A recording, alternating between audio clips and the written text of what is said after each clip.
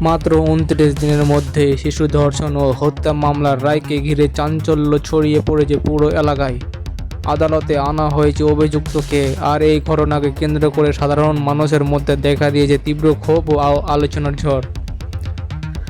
ভিডিওতে দেখা যাচ্ছে কড়া পুলিশ নিরাপত্তার মধ্যে দিয়ে অভিযুক্তকে আদালতে নেওয়া হচ্ছে। এ সময় আদালত প্রাঙ্গণে উপস্থিত ছিল আইনশৃঙ্খলা বাহিনীর সদস্যরা।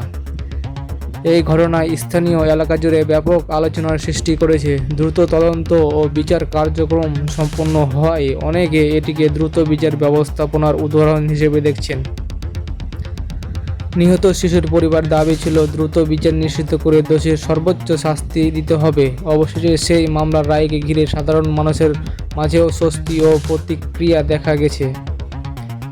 এ ধরনের ভয়াবহ ঘটনাকে সমাজে গভীর উদ্বেগ তৈরি করেছে। শিশুদের নিরাপত্তা চিহ্নিত করতে ও নিশ্চিত করতে আরও কঠোর ব্যবস্থা নেওয়ার দাবি জানিয়েছে সচেতন মহল।